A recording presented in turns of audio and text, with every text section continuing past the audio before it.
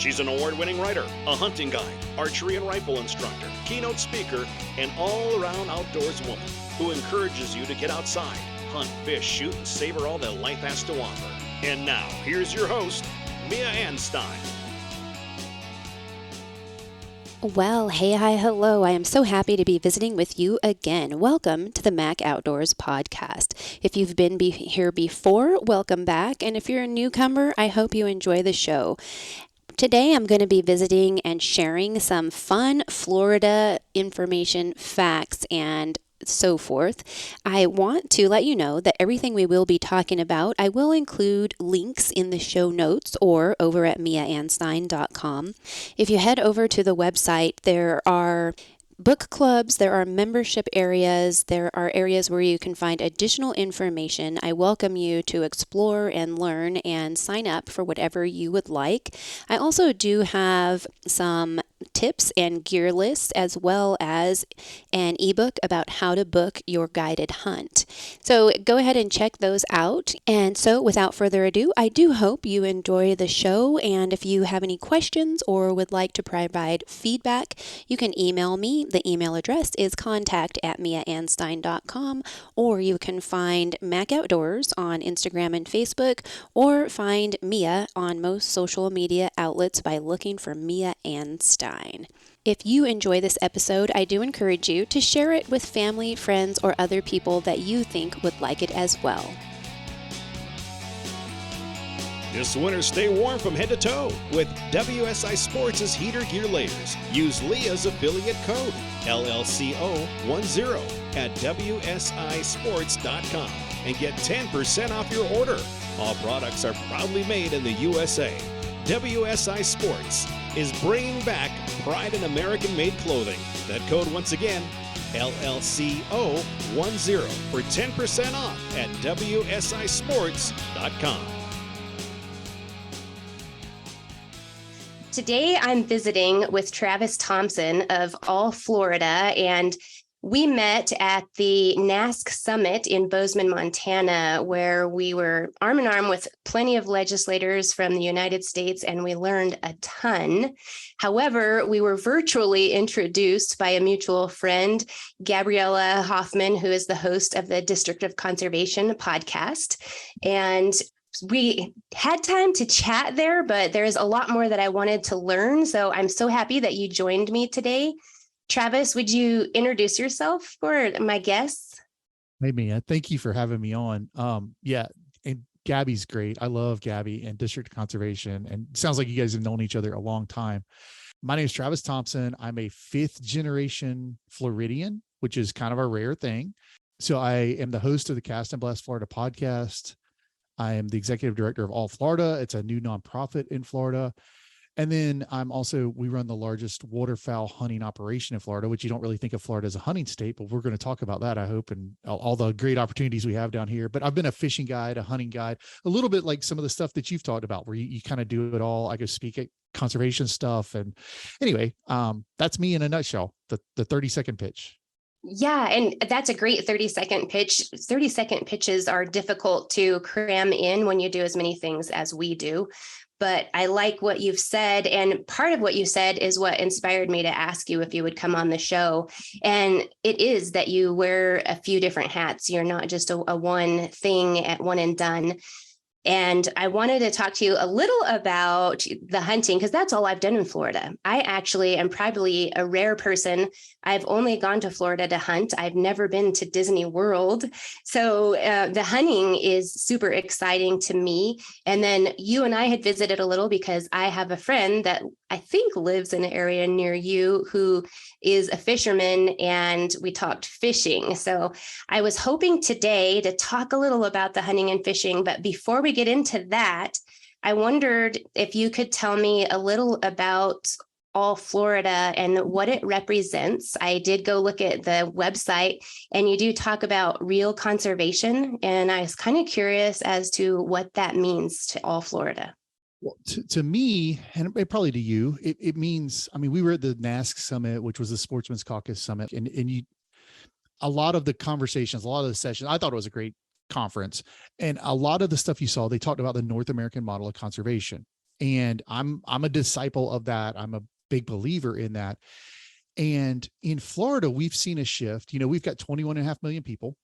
We've got about 180,000 hunters. So we are like a fingernail on the state of Florida. Like there's just not enough hunters here. There's not enough sportsmen.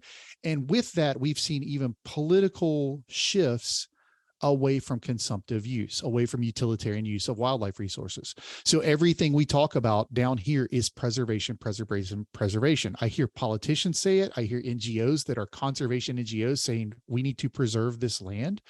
I hear them say we need to preserve our wildlife. And it bothers me in my core that we don't have what I call a culture of conservation anymore. And I don't know your listeners, I'm sure we have some of the same listeners, but I don't know your listeners well. But if you went back to Aldo Leopold and conservation, it's the plow, the axe, the cow, the match, the gun. That's how you manage land. And the gun is crucial to that. And so I think if you want to talk about conservation, I'm on board for land conservation. I'm on board for water quality. I'm an advocate for all of that stuff, but I am also a sportsman. So we tend to look at All Florida as our goal is to create a culture of conservation, which is the idea that we're going to look at things through the lens of true conservation, which means if we have a resource that can be utilized, why would we not utilize it in a meaningful way? And we're going to embrace kind of the heritage that we've had as Floridians that we'll talk about some in this podcast of historically Floridians hunted everything. They fished for everything. They lived off the land. And you go to a place like Montana, where it's pervasive. Everybody talks about hunting and fishing all the time. Like it's not weird. I can walk into the local supermarket and be on the phone and say, oh, I'm going hunting tomorrow. And I get side-eyed looks from people in my small town. And so the purpose of All Florida is kind of get back to the roots of what is true conservation. Land conservation is real conservation. It is. Water conservation is real conservation. But hunting should also be included in that conversation. Like the idea of consumptive use is real conservation as well. Right. I agree 100% with everything that you just said. And one thing that came to mind, I'm a hunter education instructor, and I'm in Colorado, so we use a story about the Kaibab Plateau as far as a conservation preservation example. But in Florida, you also have a huge example with the whitetail there, where you guys, the state tried to preserve the whitetail. They became overpopulated and diseased, and they were dying of starvation, and it was just horrific. And that's a model of what happens if we use a preservation aspect instead of an actual conservation aspect in managing our wild places, not just wild animals. For my listeners, in past episodes, we've talked about conservation is the wise use of a resource and preservation is no use. And so when we don't use something such as those whitetail in Florida, there actually is a lot of negative effects that happen. So that's something that goes on there. And you talked about in Montana, it seems very commonplace. And I imagine in Florida, it was also commonplace to be hunting. Do you think that is something that with All Florida, you hope to have it be more acknowledged in a positive aspect, the hunting aspect? I think my goal with All Florida is to bring back the idea of when we look at any problem, because we have a bunch of problems. Like our biggest problem in Montana, everyone kept saying, yeah, this is growing so fast. And I'm like, dude, you got 54,000 people. Like this isn't anything. Like we build that many houses in a day, it feels like. Right. So people move to Florida every day. My biggest goal with All Florida is to help here. I'm going to use that word, help preserve our way of life, our historical way of life.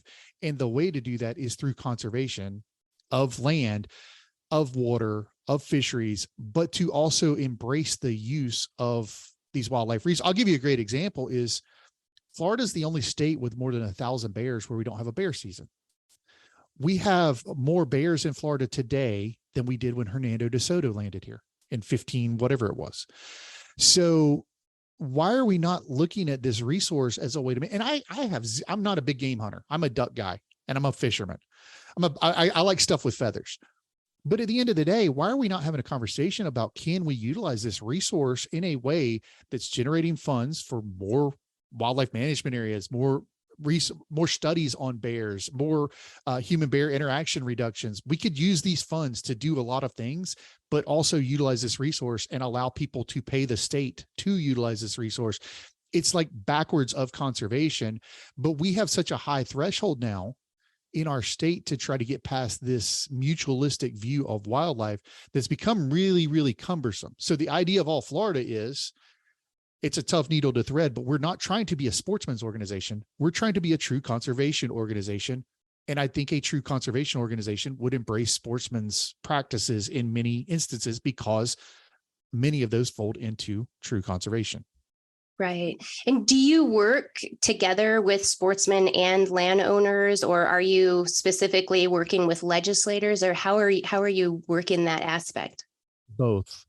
So on the private side, like myself as a waterfowl, so this is how this kind of stuff all fits together. So I said I run the largest waterfowl operation in Florida. We do that in conjunction with my good friend and partner is Matt Pierce. He was once the president of the Florida Cattlemen's Association, and his grandfather helped found the Florida Cattlemen's Association. And so again, we're developing at a rapid rate. If you look at Florida, the only thing kind of staving off development is WMAs, national forests, national parks, or cattle ranches, or in some cases citrus groves, although they've got their own set of problems around greening, which is a disease. But all of these things are keeping houses off the landscape to a huge degree. So if the cattle ranchers, they can put their land into easements, and that's great. That's an incredible way that they can generate some level of revenue, but it's not worth what the land is worth with houses on it. So if they can begin to stack revenue streams and figure out ways to partner with sportsmen or ecotourism or agritourism or whatever that is, to stack revenue streams to incentivize keeping them on the landscape. The places I saw a panther this last week, that's a big deal in Florida. The places you see them are in agricultural areas. The places that you'll see gopher tortoises. I grew up quail hunting, where you could just go down the road and get out of a truck and quail hunt. You know, it was probably private land. We were probably trespassing, but no one cared back then. Now you don't see quail anymore, but you do on the ranch lands. And that's an important thing. The wild turkeys, I think Chamberlain and Collier have said that like 90% of wild turkeys in the United States exist on private lands. So I just think we have to figure out a way that we can work together with the private landowners. And then as a sportsman, I want to take that back to lawmakers, rule makers, and say, can we incentivize through farm bill legislation or whatever? Can we incentivize these landowners to allow us to access their properties? And we create this symbiotic relationship where I grew up without private land. I grew up, I don't want to say poor, but I grew up, my dad always had money to take me hunting and fishing. My mom always was good with us going hunting and fishing, but we did it on public lands and waters. So can we use some private land to relieve some of the pressure on public lands and waters and allow for growth of more hunting and fishing opportunities for people around the state? I think there's this big puzzle that we got to put together, and it's going to take private, public, it's going to take some legislators to engage. It's going to take like this whole framework of stuff to work together. Yeah. Are there any commissions or anything there that you're currently sitting down and having roundtable discussions where you're trying to figure out this puzzle? Because this is something that it's not just a Florida issue. And it's partly why I really wanted to talk to you, because Florida seems so different than Colorado or California or Montana, wherever you happen to live. But what you're talking about is actually happening in our state in Colorado. It's happening in New Mexico. And our populations are completely different in each state as far as how the demographic is spread out and the open everything else.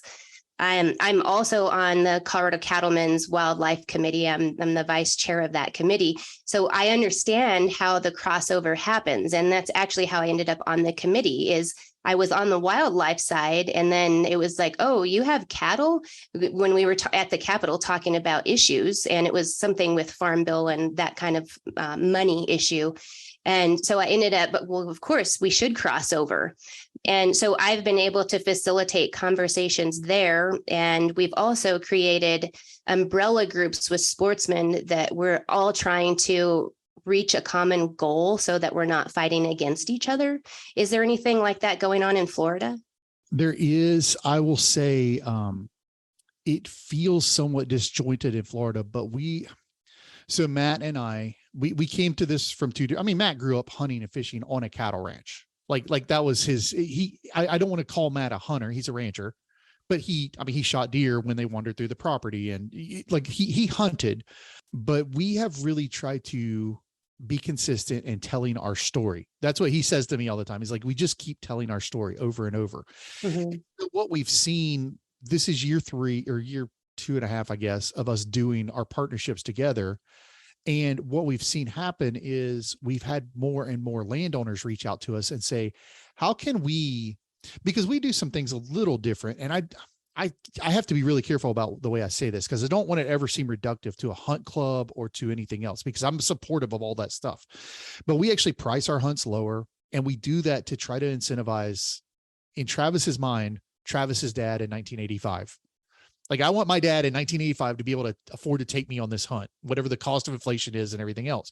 So that's kind of what's in my head. So we don't charge for kids. I know there's some properties where you've only got 10 seats, so you have to maximize those 10 seats, and maybe you charge for youth. We don't charge for kids. Like, we want dads and their kids, or moms and their kids, to be out there. We have these signs, and we really truly try to celebrate first ducks or milestones. We try to say that it's about way more than ducks. We want you to stack up memories, not birds.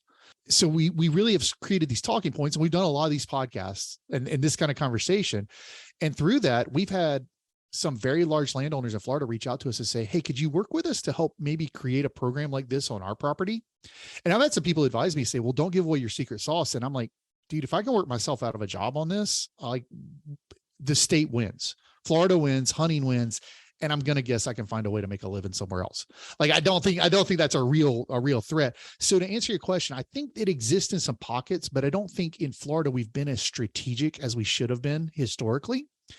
And I don't want that to be reductive to the efforts that have been done before the efforts we're doing.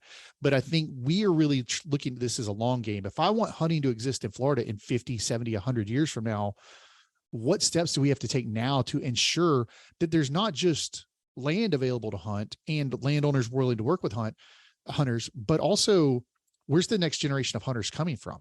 I mean, we have a very diverse civilization down here. Like, so I've got to encourage, how do we get racial diversity in hunting, or the female demographic more into hunting, or like, what are the things we can do to create a safer, more well-rounded environment around people participating in this sport? And I'm preaching to the choir a little bit here, I know, because I'm sure you're on board with that, but we've had some mixed efforts in the past. I think a lot of times we get caught up in what I call the tactical versus the strategic.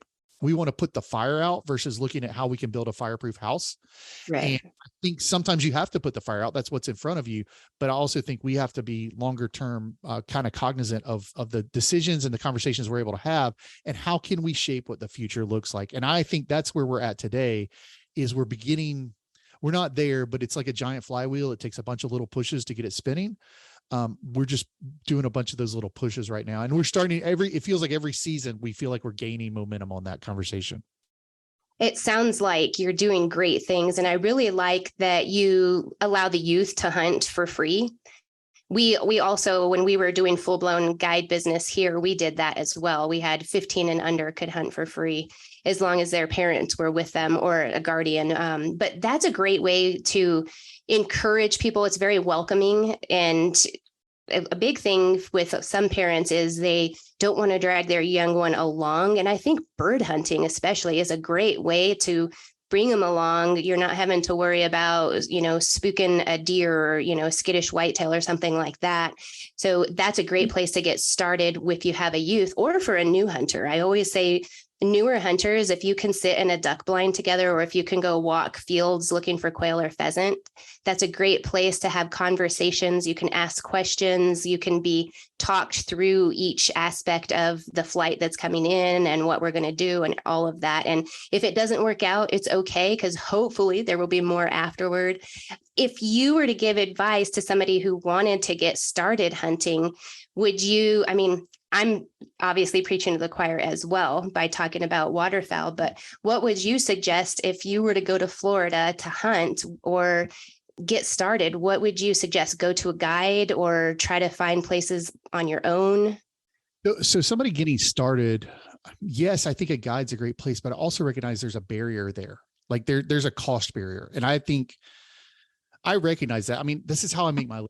I recognize that like my time is worth something, my advice is worth something, the effort that I put in is worth something.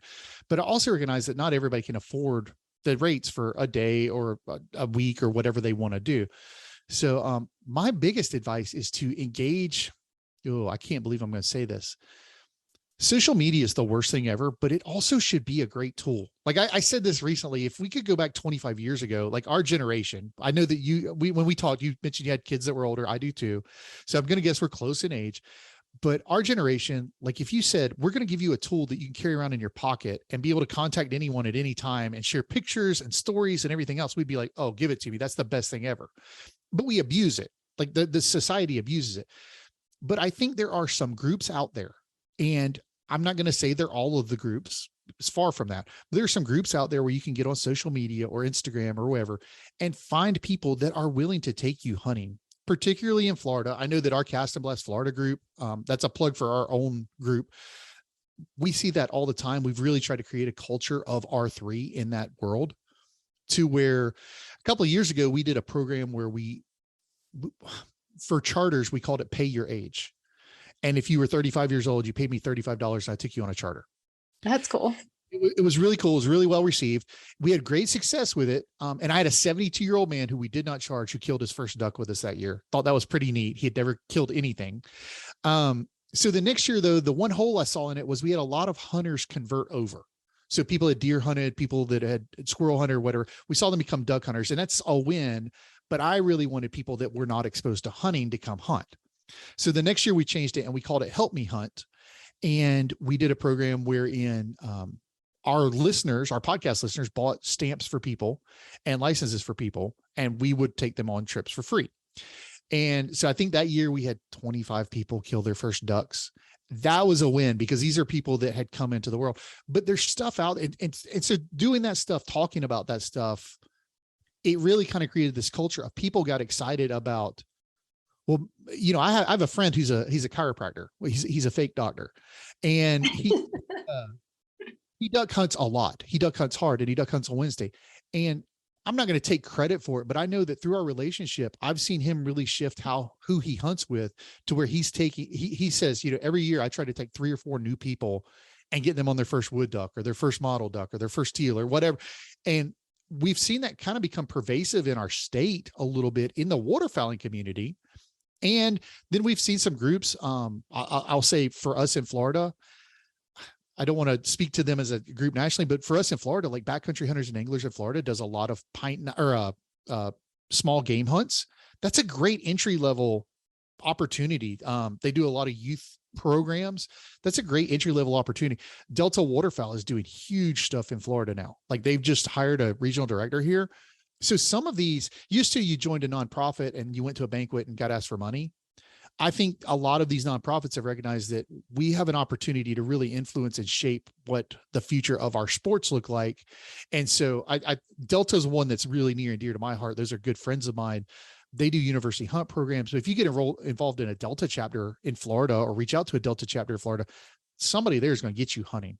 And I advise always exactly what you said. Duck hunting and dove hunting are my 2 favorite because I can't be quiet. Like sitting in a tree stand or like elk hunting, I'm worn out and I don't want to sit there anymore. And it's beautiful, but I like to talk to somebody, and you can't really do that when you're big game hunting. So I prefer bird hunting because you don't have to be quiet. I think that's a great entry level. I think it's great for kids because you can have snacks, you can eat, you can hang out, and then here come the birds. Like there's a 2-minute window there where you have to be quiet. Most folks have that 2-minute attention span, but that's my advice for most people moving to Florida, because Florida has a lot of rules, a lot of regulations. It feels like we almost work, and this isn't intentional, but it feels like we almost work to make it harder to hunt down here. But there's a lot of good folks out there that are really willing to engage and get you guys out on the water or in the woods or whatever, and kind of show you the ropes. Yeah. And that's something you just mentioned, all the rules. I think that's something that non-hunters have a misconception of, that we just go out there and blast everything that we see and it's just kind of willy-nilly, where really there are a lot of rules a lot of rules that you have to learn before you even get to go hunting. And then once you get your hunter safety and you get a hunting license, then there's a lot more that you need to follow as well. So it's definitely a lot safer than it sounds. And I actually saw a meme the other day and I shared it, and I can't tell you the numbers because it had a false number as far as the number of hunters that are out there. But talking about how, there were no mass shootings and how safe hunting is, basically was the summary of it. I wanted to also ask you, with bringing those in there and with these organizations, have you traveled to other states and reached out to organizations to see if they have any advice for hunting? Because when we've had people in the past 2-3 years moving to Colorado and they're asking about, I want to learn to hunt, I do point them to Ducks Unlimited and Safari Club and Rocky Mountain Elk. Have you done that when you've traveled? For the love of the outdoors, open spaces, and mountains, shop www.mia.limited/one. The Mac Outdoors Mountains Are Calling series of apparel is perfect for you or your loved ones. Support the channel and shop now. www.mia.limited/one. So I have not, because this is a little secret about me that you as we get to know each other, you'll learn this about me. I don't like to travel a whole lot. I will. Obviously, we met in Montana. I don't like to travel. My family grew up in a way that when we went on summer vacation, we went to the saltwater in Florida and fished. And when we went on winter vacation, we went to deer camp in Florida and hunted. So I grew up kind of really encapsulated in Florida. And then I went to work for Marriott Hotels, right? Like as soon as I graduated high school, and I got to travel a lot for them and got the travel bug out of me a little bit. So I have traveled to hunt. And if the opportunity presents itself, I take advantage of it. But generally speaking, during hunting season or during what I call fishing season, April, May, June, I like to be in Florida because that's where it all happens. So I haven't done exactly the advice I'm giving people for other states. Although I will say I have a lot of friends. So in the waterfowl world, collecting's a thing. The idea of going to, I think right now we're at 42 species of ducks in North America. You can hunt ducks, swans, and geese. I have noticed that through some of these groups, through Delta, through Cast and Blast, through some of these groups, Safari Club's a good one. You can go to the group page or whatever and say, hey, I'm going to Texas looking for a crane hunt next year. Like that's something I've always wanted to do. And those guys can give you advice on public land. They can give you advice on private land. They can give you advice on what outfitters to use. And I've seen that used with great success. In fact, we have a women's group called American Daughters of Conservation. These girls get after it hard. And they travel all over the place, and they do exactly what we're talking about. They'll get in there and they'll figure out who the outfitters are they can work with. And they went to Reelfoot last year. They're coming to hunt with us this coming weekend, but they go all over. I mean, they've gone snow goose hunting. They do a deer hunt every year. I mean, they're hardcore, go after it. I love that. That's very cool. And that's another thing, talking about organizations, those women's groups for women. One of the most common things, I have men and women reach out to me and they ask me questions. I guess they feel confident and in the privacy that when they ask me these questions. But one of the common questions from women is that they've either broken up with their boyfriend or they've gotten a divorce and now they don't have a hunting partner and they want to know how to get started hunting. And those women's groups are really great because it's not as though it's one pretty lady going with a man that she doesn't know from across the state. You've got some fellow women that some of them are married, some are single, and generally there's the group leader or leaders that know a lot of people and they're able to kind of herd the cats and get everything going. But I have joined a few different women's hunts and usually waterfowl hunts that are just a ton of fun. And like you're talking first teal, those firsts that you can check off the books. And you also make lifelong friends on those hunts. So I'm glad that you brought those up because those definitely are a huge asset. And I didn't know about the one that you mentioned. So now I know of another one to look up. I'm excited about that. You talked about the populations of waterfowl in North America. Can you tell me a fun fact, whether it's a conservation fact or wildlife, or there's some type of fun fact about Florida? Oh man, there's so many fun facts about Florida, but so Florida is best known for the birds that you can come here to hunt. So this is the fact. Okay. I'll give you the fact. It's a little bit roundabout, but I'm gonna give it to you. Everyone thinks of Florida as a fishing first state, but we are the best state in the country for you to hunt a fulvous, a black-belly whistling duck, a fulvous tree duck, a black-belly whistling duck, and a mottled duck. We are the only state in the country where you can hunt an Osceola turkey. And we're probably the best state in the country where you can hunt an alligator. So there's 5 animals in North America that, like, Florida is the premier place to come to do it. And that's not even to add, like, if you're a duck hunter and you want to kill a pretty anything, we get them because we're so far down the flyway and we have such a mild climate. We get the really pretty plumed out, in Colorado, your ducks are gone probably by the middle of December. Like, they're out of there. And they're brown and they're beautiful and they taste delicious. But generally speaking, the prettier ducks, we are going to have them late into January. And so we get a lot of people that want to come here and shoot pintails or blue wings or green wings or ringnecks because they are so plumed out and tricked out and stuff. So it's a fun fact to me that while we talk about fishing and all these sportsman's things in Florida, in reality, we are kind of a diamond in the rough as far as hunting goes that a lot of people underestimate on the radar. And that's one of my goals, is always to kind of change that conversation. Yeah. And it's funny that you say that, because as you've been talking throughout the episode, I keep thinking that we haven't talked about tarpon fishing yet, because that was our initial conversation. But the hunting there, it amazes me. And as I said, that's the only thing I've done there so far is hunt. And you mentioned several things that are still on my bucket list. So I definitely will be back to Florida. As far as fishing, we did talk about tarpon fishing. Is that something that most people could do with an outfitter or a guide, like figure out your hunt and fish and do it like a cast and blast type of thing? So I'll go back and talk hunting and then come back to fishing. I think Florida, so I'll speak specifically to waterfowl or turkey. We have a lot of great public areas. One thing that Florida's done a really good job, I think east of the Mississippi, we are the state with the most public land. I don't have the number from you. I want to say we have 9 million acres of public land and about 2.5 million acres are available for hunt.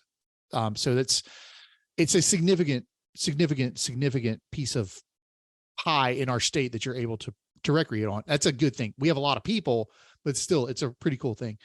Osceola turkeys are a big deal. A lot of really good, and I'll get hate mail for saying this, there's a lot of good public opportunities where you can apply for quota permits and really get, without paying an outfitter. I will take you on an Osceola turkey hunt if you want to pay me big money, but without paying me big money or one of my buddies or competitors big money, there's a good chance you can DIY it. If you'll take the time, if you'll apply for the permit, if you'll put in some time, like plan your trip to where you can come down and scout. The same for the waterfowl. I tell people all the time, like those 3 ducks that you want to get in Florida, we have, I believe, as a guy that's in the duck hunting world, we have 3 or 4 of the premier public land waterfowl opportunities in the country. And so those are the STAs. There's STA 1, STA 3-4, STA 5, and then Merritt Island on the East Coast.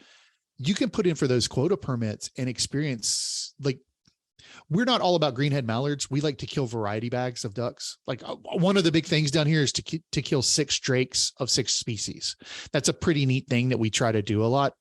And where I'm going with that is on that side, as a guide, I'm telling you, you can successfully and TM Goodwin and Broadmoor is the other one I left out. That's a premier hunt for waterfowl.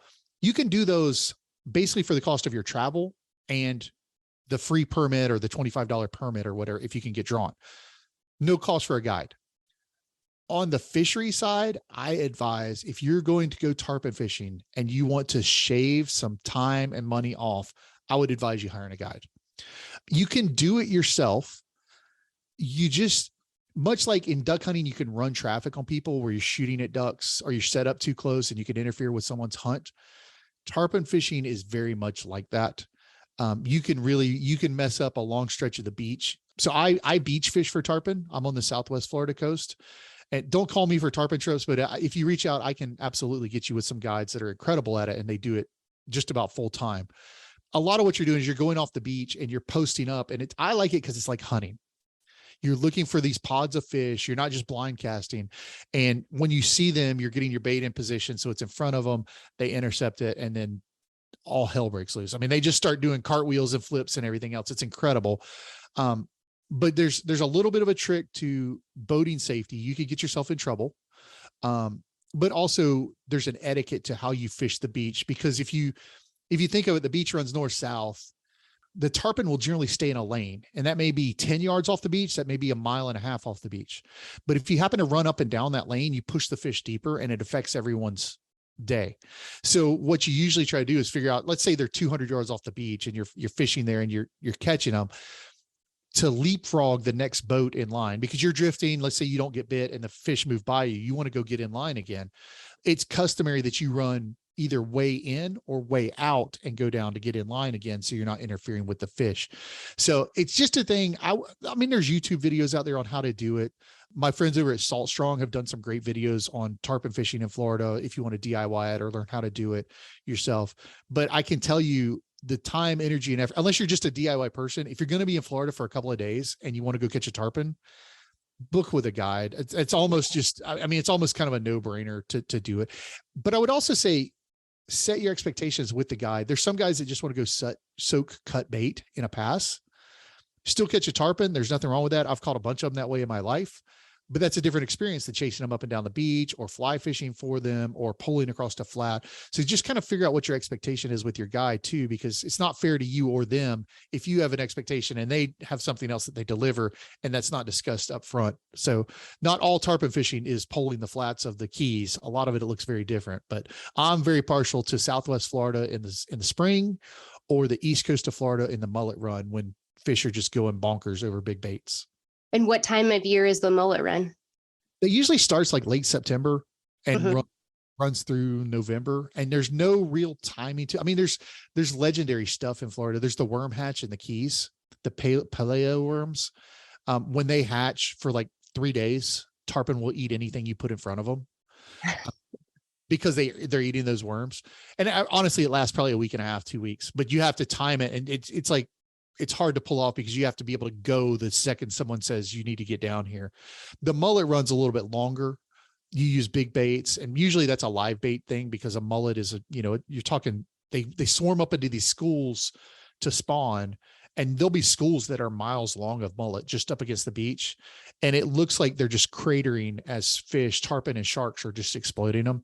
That's a pretty neat experience in Florida. And that's always a fall fishery. And it's usually cool because sometimes you'll get a cool front in there and it's not cold, but it's a little bit nicer than the 98-degree heat that you're fishing for them in May or June in Boca Grande. All of it sounds fun to me. It's paradise. I think I told somebody the other day, you could hunt our alligator or our deer season starts in South Florida, July 31st. And our turkey season ends at the end of April. So essentially May 1st. So you got May, June, and most of July that's not hunting. 9 months a year, you can hunt something in Florida. Yeah. Florida is an amazing state. I'm going to be back, and I'll reach out to you when I show up and let you know that I'm there, and maybe we can go fishing or hunting, or we'll do something, because it's always fun to meet new friends at other places. When you were in Montana, did you go bird hunting while you were there, or did you leave early like I did?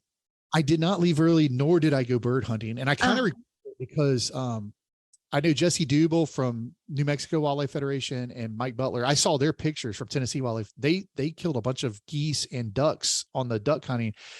I took my wife. It's rare that I get any time off in duck season. And we were in a split. So I took my wife. She's never been to Montana. I'd never been to Montana. And we sightseed. We went sightseeing for 2 days. We went to Livingston one day. We roamed around. We went to the Bozeman Christmas parade that night. We really played tourist for 2 days. We didn't do anything. We were outside a lot, but we didn't do anything outdoorsy. Well, that's cool. Then you probably got caught in the foot of snow that happened when I left. I wasn't sure if I was going to make it out. And then after I left, they were like, we got a foot more snow since you've been gone. As a Florida boy, I've been around snow. I've traveled some. But as a Florida boy, that was impressive to see, like, all that snow piled up. I mean, it's just cool to see. Like, I want to walk around and touch it. And I'm like a little kid. And my wife's the same way because she's from Florida as well. It was pretty neat to see. But we quickly learned that you are careful walking on ice. That's a new world for us. And but the snow was also different than like East Coast snow. We've seen a lot of East Coast snow where it's like more icy, hard snow than this. This was like fluffy snow, powdery snow. Powder. Yep. Definitely a difference there. Well, I'm very happy that I got to visit with you and learn a little bit more about Florida and the outdoors and hunting. When you were at the NASC Summit, is there anything specific that you learned there that you think other people should know that we haven't already discussed? The one thing I took away from it that I think is interesting or refreshing is, one, as a guy that I'll say it candidly, because we have a sportsman's heavy audience here. I feel oftentimes I'm at odds with the environmental community and having to play nice with the environmental community. And that's not entirely true, because I think a lot of those are good people. I have a lot of friends that are in the environmental community through both necessity of work and also just over the years we've partnered on projects or whatever. But I took away from NASC that there is hope in my mind that the way a lot of the country looks at sportsmen's issues is very different than how I believe they're looked at in Florida. In fact, I thought the state that reminded me the most of Florida when I was listening to discussions was actually Washington State, scarily enough. So the way that their commission has kind of done their bears and things and their predator management and other things, I was like, wow, this sounds eerily familiar, which is ironic too, because two very, very different political makeups in those states, which tells me it's not partisan, it's just politics. But so my takeaway was I have tremendous hope for the future of sportsmen in the United States, because I think there's some really smart, really conscientious people on it. And sometimes I feel pretty alone down here. And that's, it was heartening to see that there are a lot of people out there, smart people that are willing to work with us, willing to work for us, partner with us. And we're not nearly as alone as maybe sometimes it feels. So I took a lot of heart out of that. A lot of legislators that cared. Now, I was disappointed there were no legislators from Florida there, but then to kind of come back to my legislative friends in Florida and say, hey, I was just in Montana where these people from South Carolina or New York or Alabama or all these states like showed up in mass because this is important to them. Isn't this important to you? I mean, not just the sportsman side, but for us, again, the agricultural side, the ranching side, the way the Farm Bill folds into sportsmen's topics and issues. This is a pretty important thing. I don't want to say I threw it in their face, because I didn't do it that way. But at the same time, it was a little bit of, hey, look, there's a lot of smart people out there doing a lot of good work. Don't we want to lead this charge? We like to think that we're evolved and I'll say snobby better than everybody else because we're Florida. But at the end of the day, that's not entirely true. Like, we need to get our act together on some of these sportsmen's issues and these conservation issues. And so I think the thing that I did not realize was how maybe accepted and pervasive hunting and fishing are in the rest of the country outside of probably Washington, California. Not that they're not challenged in other places. Obviously it's a fight everywhere, but there's a lot more acceptance of them in other places. And the fact that we have hope, we have optimism that we can maybe get back to that. We can regain some ground and bring it back for our state as well. Yeah. And I think that's a wonderful summary of what I took away from there as well. Was it your first time to go to the caucus? It was. Yeah. Or the summit, I guess that was the summit, but that was my first time to go to the summit as well. I work very closely with the Congressional Sportsmen's Foundation with Ellery Tucker Williams in Colorado. And we work at the Capitol and we work on a lot of different issues. Had you worked with Congressional Sportsmen's Foundation as well, or how did you learn about the summit? Yeah, so I've worked with CSF for a few years now. We had an issue in Florida a few years ago where they wanted to create a thing called a restricted hunting area. And just briefly, it was the idea of Florida doesn't have a distance rule on gunfire. You can hunt anywhere as long as you are safely discharging your weapon. So as long as you don't cross property boundaries, harm life, limb, or property, you're legal. That's a big deal for us because all of our lakes are developing so fast. No one wants to hunt where there's houses, but at the same time, we will reach a tipping point at some point where you don't have a choice anymore. So CSF, actually Cyrus Baird, who was at Safari Club then, now he's at Delta Waterfowl. He's a very good friend of mine. He connected me with CSF several years ago, and CSF has joined us on a number of, I'll say fights for lack of a better term. I don't think they were necessarily fights, but a number of battles that we've had for sportsmen's access and opportunity. Most recently, Chris Horton from CSF, who's their fisheries policy guy, Chris and Mark Lance, who's our Southeast region guy. they put together a letter on Goliath grouper closures, which is historically we called them Jewfish, but the Goliath grouper closures on some reefs and wrecks for spawning. They put together a really strong letter kind of calling out our commission for not following science, not following their own logic in how they were kind of haphazardly going about these closures. CSF is a wonderful organization, and the fact that we have not leveraged them more in Florida historically bothers me. And that's a thing that's changing. Before we had Mark, we had John Colclasher, who's the East Coast guy. He's like in Virginia.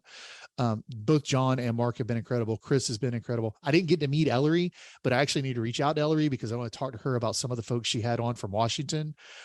So just incredible organization. And I'm a big fan of a lot of work they do. And they've been truly, truly, truly an asset to us here in Florida. Here in Colorado as well. And I'm sure nationwide, because they are so dedicated to what they do. And it basically is what we started off talking about. And conservation is the key that they're trying to save. For my listeners, is there anything that you could suggest to them? I read a quote on your website and it says, "As I grew up, something about our wild places always nagged at my heart. Not that I wanted to be outdoors, but that I needed to be outdoors. Fishing, hunting, hiking, camping, breathing." And that really, even just reading it again, it causes chills to me, because I think there are a lot of people that their innate instinct is all of that. And I don't know that everybody realizes how much they need that outdoors and breathing, as you said. Is there anything that you could suggest to them to either pursue their dream or to help conserve their dream, and what they could do to get outside and enjoy everything? First, I'll say I'm an encourager when it comes to pursuing your outdoor passions. I think there's nothing better in the world. Be it if there's somebody listening to this and they're like, man, the one thing I've always wanted to do is move to Florida and be a fishing guide. You would get a lot of hate for that because there's so many fishing guides here. That's the last thing we need in the world. But you know what? There's a lot of guys out there making it very successful, and gals making it very successfully. Do it. Chase your dream. Like, I am a big proponent of going after the stuff that makes you tick. Collecting ducks. People want to kill a 6x6 elk or whatever it is. Like I am hunting and fishing are not competitions with other people. It's not what we see on Instagram where I killed 24 ducks today. I'm better than you because you only killed 12. Really, it's about you versus nature, and you ultimately versus yourself. And I think the sooner we recognize it's not about what brand we have on the front of our shirt, be it Sitka or First Light or whatever, it's about us being on the team of hunters and fishermen or sportsmen. I think that's a powerful way for us to look at it, is can we outcompete the game? And I'll be very candid. Historically, it bothered me. Like, as a guide, I used to run exclusively on public land. And strangely enough, in Florida, if you live on the coast, you don't get wood ducks. So I would get people that wanted to book wood duck hunts inland from the coast. And some of these were really affluent guys. And I would take them on a wood duck hunt, and, we'd kill one, we'd kill three, some days we had great days, but you come back to the ramp and then there's some guy that pulls up in a little John boat, and him and his dad get out and they've got 6 wood ducks there. And it's like, well, your client looks over and maybe we should have gone there. And it bothered me. Like, is that guy better than me? And really, that's not it at all. It's me versus the nature. And I can be happy for that guy because he was able to have a great morning with his dad. And I did everything I thought possible to put my guy in the position to shoot those wood ducks. So I think, on one hand, go chase whatever it is you're chasing, but keep in perspective that it is about you versus the wildlife, you versus nature, you versus the game. But the second thing I'll say is, I really think, and I'll do it with a really quick story, because I know we're pressed on time, but my buddy Matt, and I say this story on almost every podcast I do, so hopefully, like, I can get credit for it and he doesn't get credit anymore. But Matt was the president of the Florida Cattlemen's Association for a year. And when you're president, you pick a theme, and his was share your heritage. And the way he tells it is, as a rancher in Florida has 5 of like the 10 biggest ranches in the United States for cattle. And we do cow-calf operations. We ship them out, but we have 5 of the 10 largest or 5 of the 12 largest in the United States. As a rancher, you grow up kind of in the ranching lifestyle, and you want to work your cows and close your gates and not worry about what goes on outside that gate. And outside the gate, ranching was getting demonized for a long time about water quality and runoff, and are they fertilizing, and then they're killing our lakes and rivers and this, that, and the other. And none of that was really true. And so Matt's theme when he was president of FCA was share your heritage. Let's open the gates and let's show people what go on behind it. Let's show them that this is the property where they'll see panthers and tortoises and quail and everything else I talked about. I think we've reached a tipping point where, as sportsmen and women, we need to be more willing to open the gate to whatever our property is in our mind or in our collective, to share that with other people so that we can show them that I deeply, deeply, deeply care about the ducks that I hunt. I deeply, deeply, deeply care about the fish that I catch. And even when I kill them, I'm not going to say I cry over it. I mean, I've killed a bunch of stuff at this point. I'm probably a little jaded to that to some degree, but at the same time, I'm appreciative of the fact that that redfish provided a meal for my family, or that snook provided a meal for my family, or these ducks provided a meal for my family. And I think there is a point where we need to be more inclusive in opening the gate to whatever it's not an actual property, but the property of our world, and sharing that with more people so that they understand both why we care, what we care about, and how we treat it. And I think that's a thing that we've done a poor job of historically, and we need to do a better job of moving forward. And so, talking about kind of the NASC summit and everything else, I think for sportsmen, one thing I challenge people to do in all Florida is show up to a meeting every year. In Florida, that could be a city commission meeting because development is so rampant and it's such a conservation issue. It could be a city meeting, it could be a county meeting, it could be a wildlife commission meeting, it could be meet with a legislator. We have water management districts that determine water quality. Take a day. You would take a day off to go hunt. You would take a day off to go fish. Take a day and go to a meeting. I'm not saying you got to go make public comments your first day there, but engage in the process, become informed, because we see tragedy of the commons play out on a big scale on a daily basis with these wildlife resources. And unless we're willing to open the gate, unless we're willing to get more involved and show this to more people and kind of change our perspective to where we just want to shut the gate and shoot our deer or our turkeys, I think we lose if we don't change our perspective on that a little bit. And so that's my song and dance that I love to give. I think it's a very good one. I think that's a wonderful challenge, and definitely one that I will share with everybody, not just on the podcast, but I'll share that on social media as well. Attending one meeting in 1 year would definitely be a doable challenge, because as you said, it can be local or on a state level, whatever. But I appreciate that outlook and the insight, and you're forward looking at what you see in Washington and how that reflects on Florida. Because here in Colorado, I've had people say, oh, it's because you're in Colorado, blah, blah, blah. And Colorado used to be very conservative, very much talk hunting and fishing and shooting and all of that. And nobody would bat an eye, and it's changed. And I've always said, keep your eyes open, because that is coming to a state near you. And even Texas is fighting now. So those are definitely great points. I appreciate them so much. And I appreciate you being on the show. For my listeners, if you would like to give a shout out to any of your website or social media or the Cast and Blast Florida, you're welcome to let them know where to find anything that you would like to share. Yeah, you can follow me. I'm at Travis Thompson on Instagram, Twitter. I don't remember my Facebook one, but I'm pretty easy to find.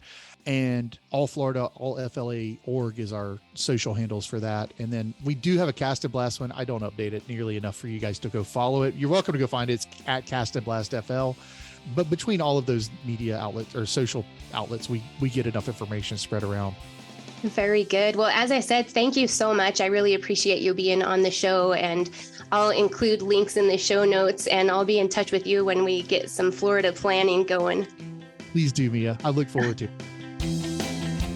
Hey, this is Lloyd Bailey, the Armed Lutheran, host of the Armed Lutheran Radio podcast, reminding you that the podcast you're listening to is a proud member of the Self-Defense Radio Network. Check out all the great content at selfdefenseradio.net.